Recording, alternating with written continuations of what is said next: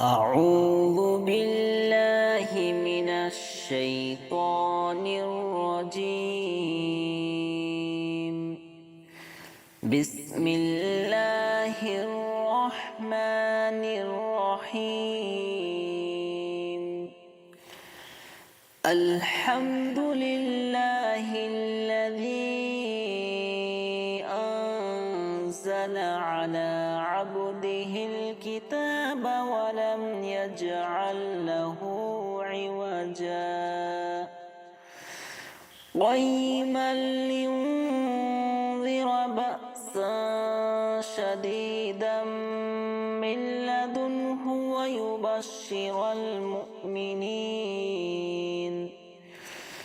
ويبشر المؤمنين الذين يعملون الصالحات أن لهم أجرا حسنا ماكثين فيه أبدا وينذر الذين قالوا اتخذ الله ولدا ما لهم به من علم ولا لآبائهم كبرت كلمة تخرج من أفواههم إن يقولون إلا كذبا فلعلك باخع نفسك على آثارهم إن لم يؤمنوا بهذا الحديث أسفا إنا جعلنا ما على الأرض زينة لها لنبلوهم أيهم أحسن عملا وإنا لجاعلون ما عليها صعيدا جرزا أم حسبت أن أصحاب الكهف والرقيم كانوا من آياتنا عجبا إذ أوى الفتية إلى الكهف فقالوا ربنا آتنا من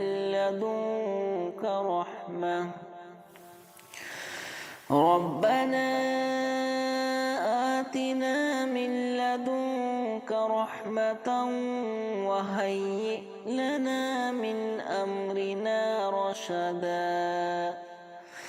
فضربنا على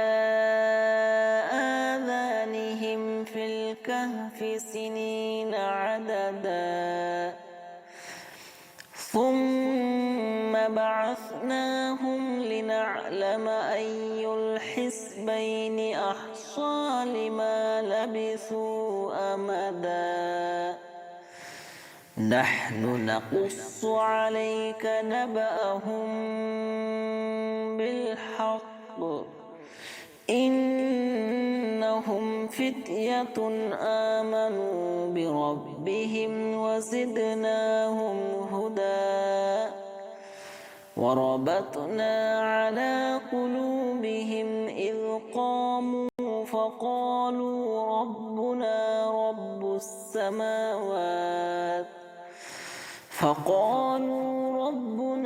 رب السماوات والأرض لن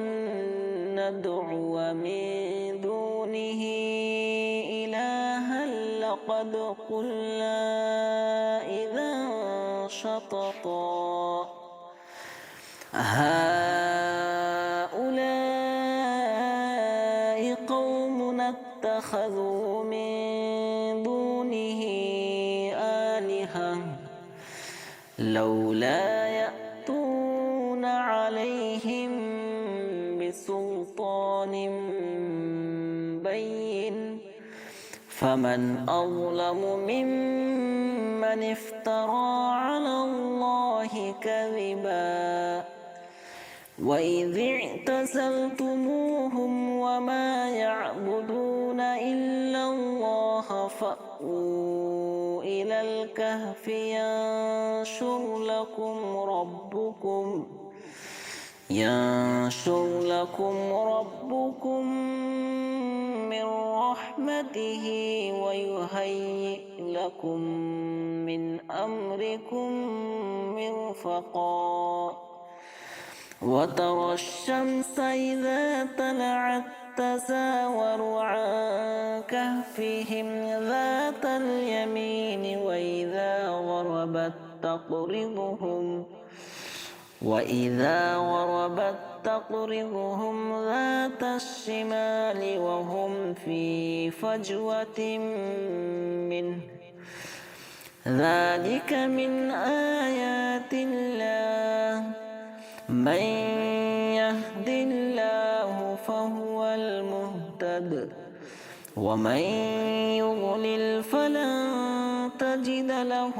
وليا مرشدا وتحسبهم أيقاظا وهم رقود ونقلبهم ذات اليمين وذات الشمال وكلبهم باسط ذراعيه بالوصيد لو اطلعت عليهم لوليت منهم فرارا ولملئت منهم رعبا وكذلك بعثناهم ليتساءلوا بينهم قال قائل منهم كم لبثتم قالوا لبثنا يوما أو بعض يوم قالوا ربكم أعلم بما لبثتم فابعثوا أحدكم بورقكم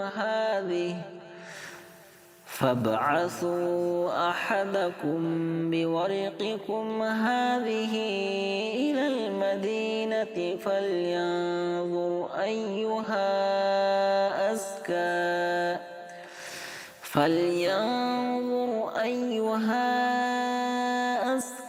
طعاما فليأتكم برزق منه وليتلطف ولا يشعرن بكم أحدا إنهم إن يظهروا عليكم يرجموكم أو يعيدوكم في ملتهم ولا تفلحوا إذا أبدا وكذلك أعثرنا عليهم ليعلموا أن وعد الله حق وأن الساعة لا ريب فيها إذ يتنازعون بينهم أمرهم فقالوا بنوا عليهم بنيانا ربهم أعلم بهم قال الذين غلبوا على أمرهم لنتخذن عليهم مسجدا سيقولون ثلاثة رابعهم كلبهم ويقولون خمسة سادسهم كلبهم رجما بالغيب ويقولون سبعة وثامنهم كلبهم قل ربي أعلم بعدتهم ما يعلمهم إلا قليل